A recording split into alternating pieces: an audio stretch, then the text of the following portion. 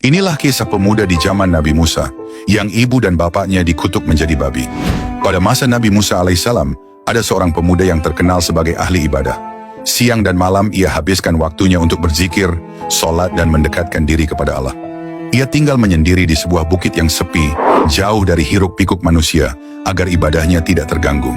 Namun ada satu hal yang membuat orang-orang di sekitarnya heran. Setiap hari, pemuda itu turun dari tempat ibadahnya menuju sebuah lembah. Tidak lama ia berada di sana, kemudian ia kembali lagi.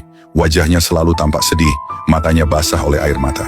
Kabar ini akhirnya sampai kepada Nabi Musa alaihissalam sang kalimullah. Nabi Musa penasaran, lalu datang menemuinya.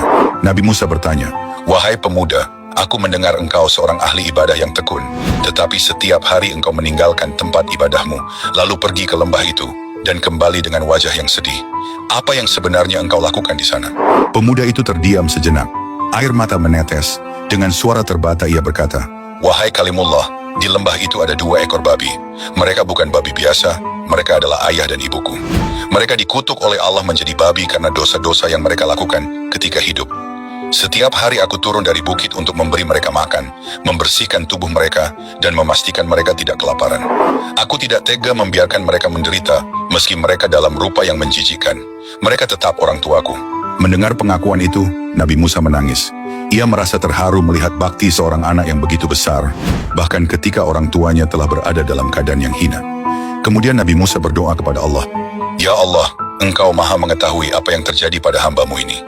Engkau melihat bakti pemuda ini kepada ayah dan ibunya, meskipun mereka telah Engkau ubah menjadi babi.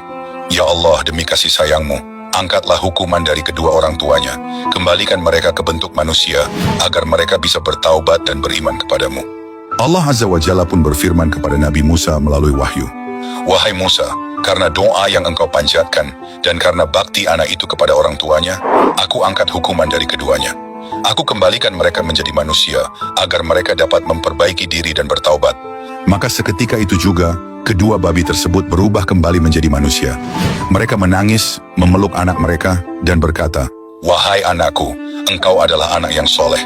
Engkau tetap berbakti kepada kami di saat semua orang menjauh.